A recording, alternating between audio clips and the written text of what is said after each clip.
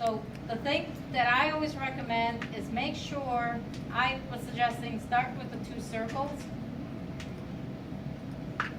These 2 circles, because they are dominant features in the part. Then from there you can track back to make the rest of the shape. What you need to know is that you can see that shape.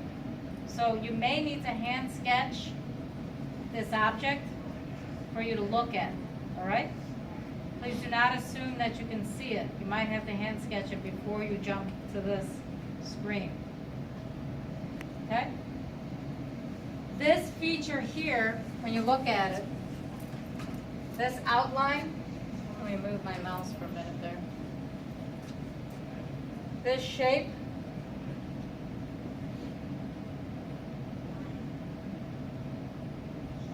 is this.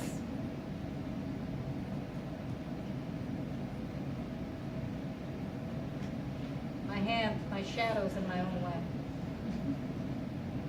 Okay? That is that. The curved part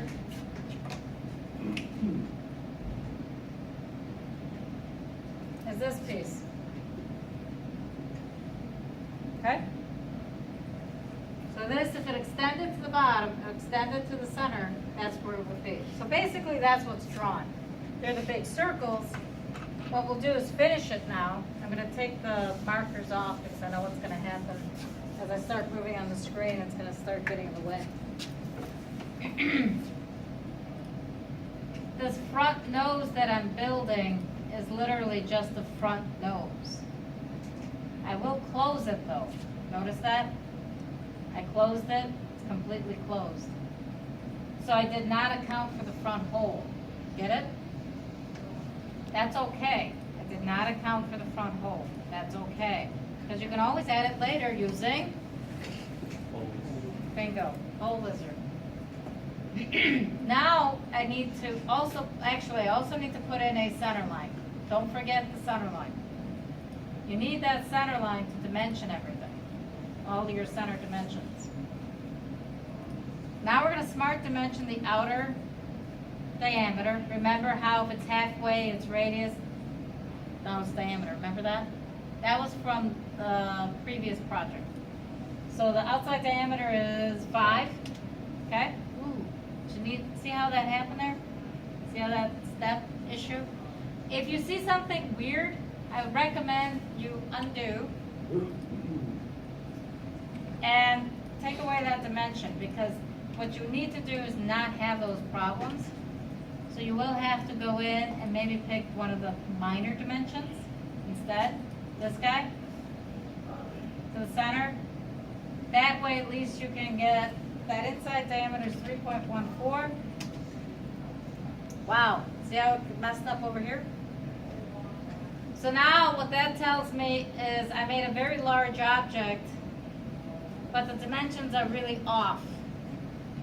So I should probably start from the inside, completely from the inside, the smallest dimension, and move my way out. That way my sketch doesn't get distorted. So when you have those types of distortions as you're trying to constrain your sketch, stop yourself, because your object is either too big or too small.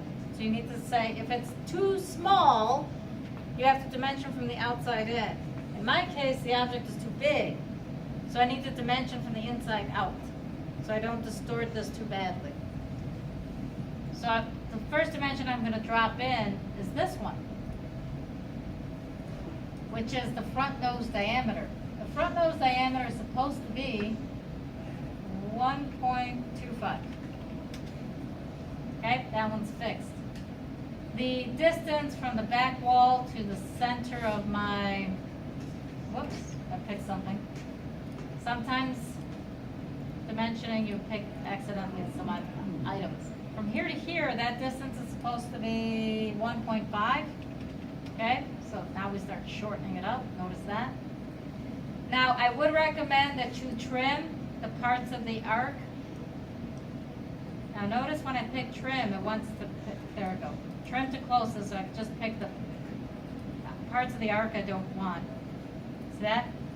The same with the larger arc. And then this piece. So I have my basic shape, which is the outline, this outline of this object. I just need to now drop in my dimensions. Hit escape a few times sometimes if you're in the middle of a command. The inside radius is 1.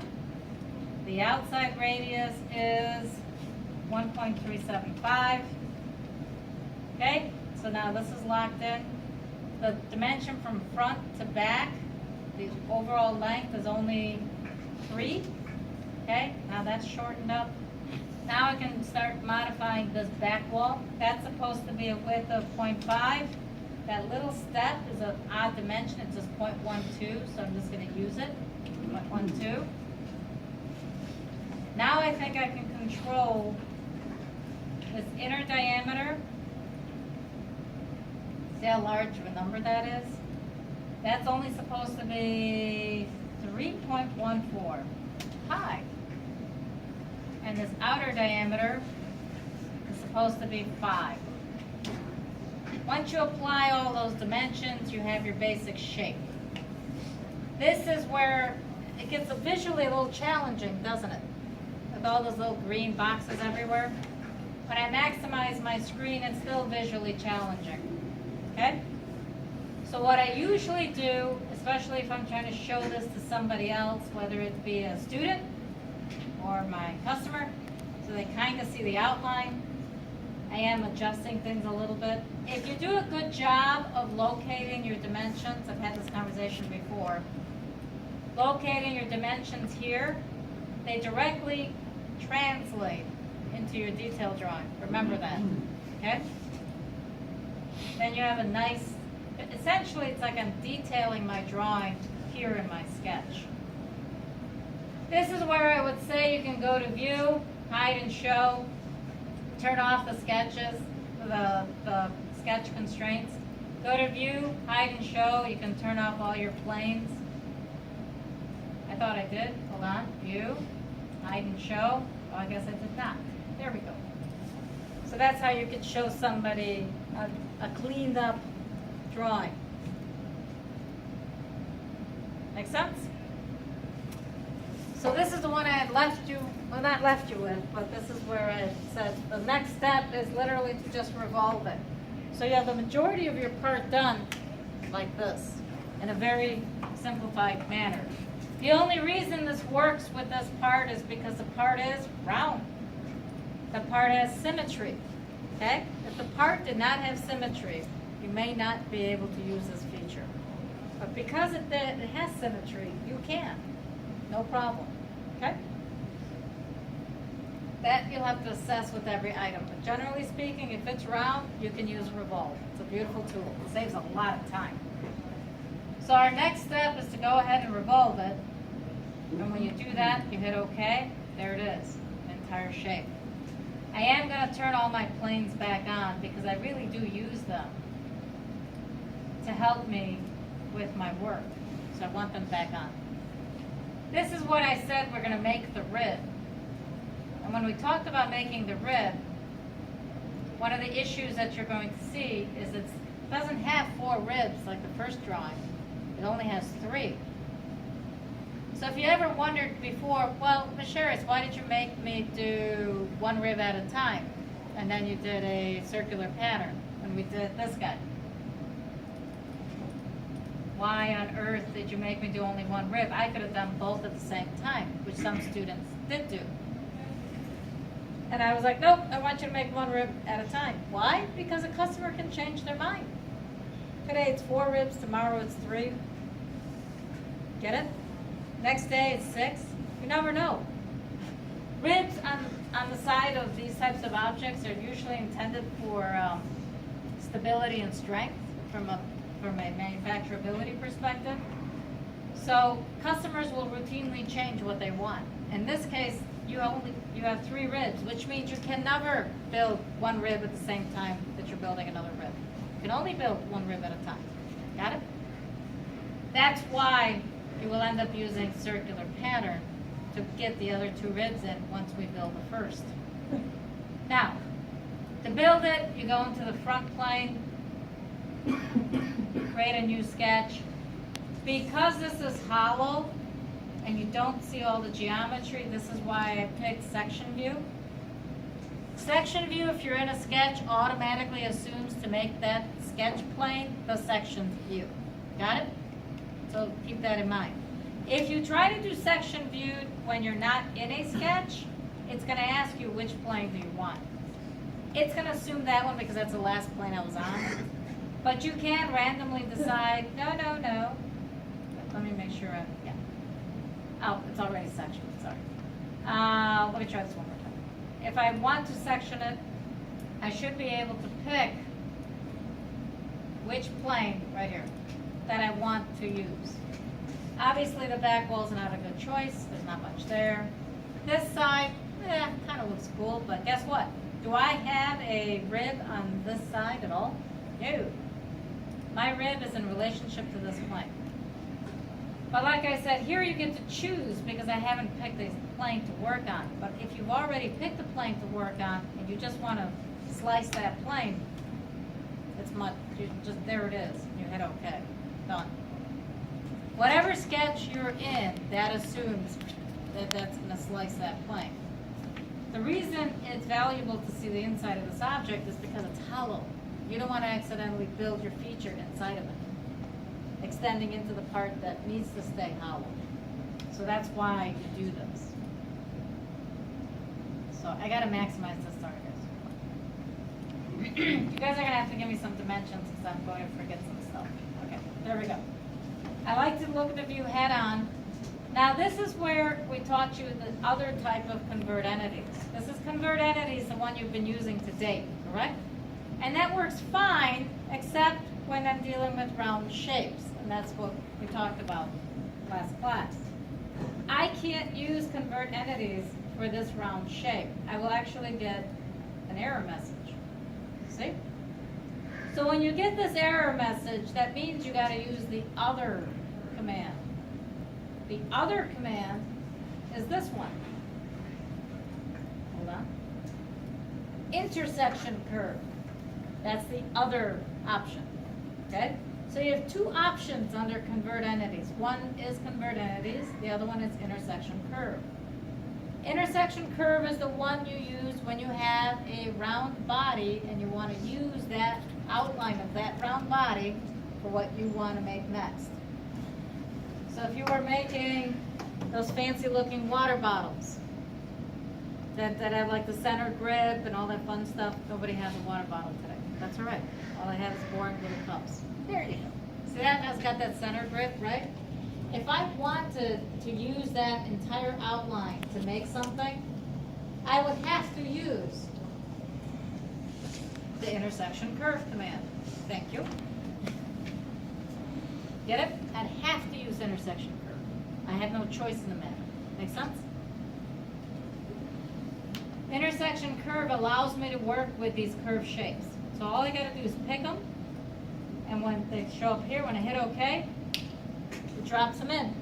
They're hard to see, of course, because remember, they're black on dark, right?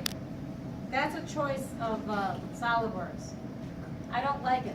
You actually have to like tilt it, and if you're colorblind, it's one of the things I mentioned at the beginning of the semester. Solidworks, I think, doesn't care about colorblind people because everything they do is visually subtle. So it's not in your face, which is very difficult to work with. So what I would have to ask you to do is you take this shape, these outlines that it created, and you need to make them for construction, okay? For construction. For construction. They have to be for construction. Okay? He's recording. Now you've got the shape, and that's for your construction. Now you can actually create your grid that you want to build. The standard one that we normally build, just like we did with the last project. I do have this edge. Do I need to know where the bottom of this edge is? Oh, yes, I do. Do you think I can hop onto it easily if I don't project my geometry? convert my entities? No. I do need to convert that entity as well, not just the curved surface. So I don't care which edge you pick. Oh, I got the same message. What did I do wrong? I picked this guy, didn't I? What should I have picked? This guy. Got it? Because this is a curved body that I'm working with, right? So I have to do that. So there I have it. Again, make sure everything is for construction.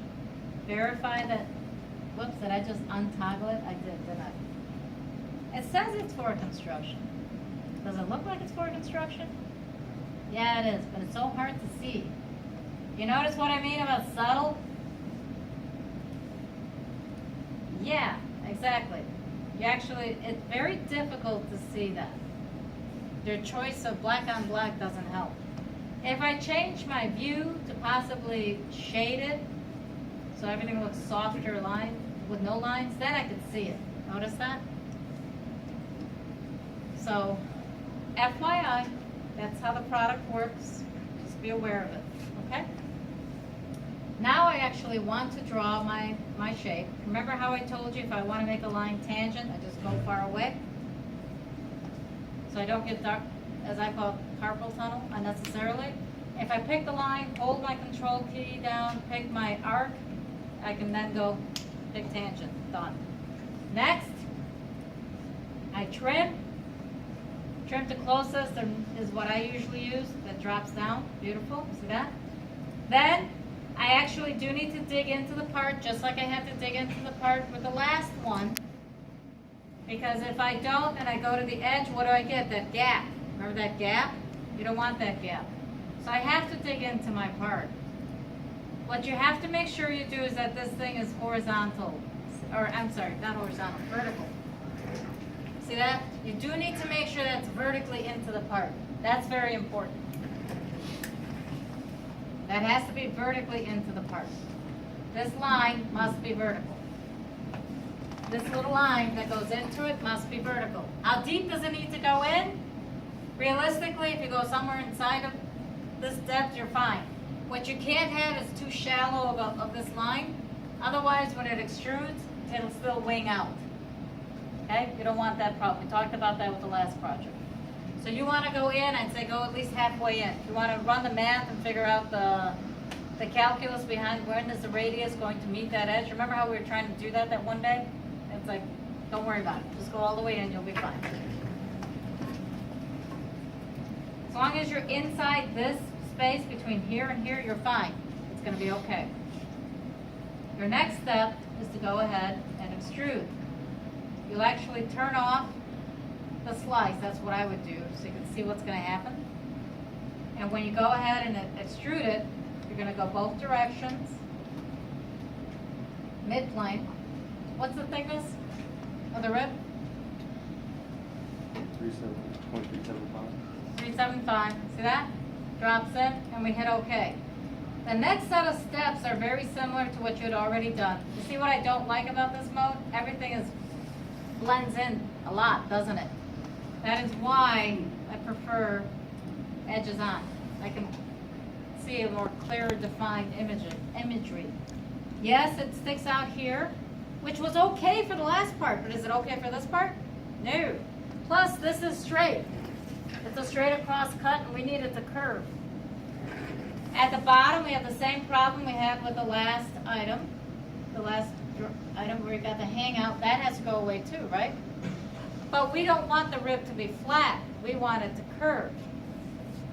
Before we put it on its virtual lathe and literally slice all around to clean it off, I would of course recommend that we add what?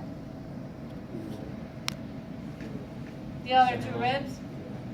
Yeah, let's pattern the other two ribs first. Circular pattern it. Pick the rib. Yes, the order of operation here shows you pick the second item before you go to the first item. Don't ask. I don't make this product, I just deal with it.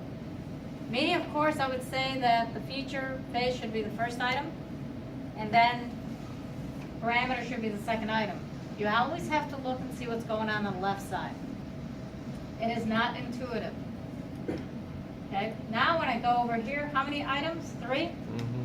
Equally spaced, correct? Mm-hmm. Now we gotta pick this. Any round body will do, as long as it shares the same center of your pattern. Got it? So I pick any, I can pick what? 1, 2, 3, I got 4 or 5 items on this thing to get that center. I hit OK, there's my shape. Again, each one has the same problem, little pieces sticking out of it. So now I go to my front plane, create a new sketch.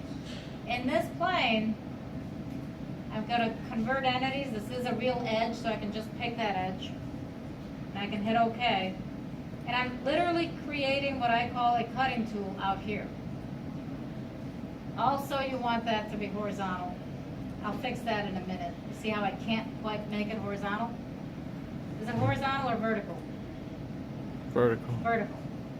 Use the wrong word there. Got it?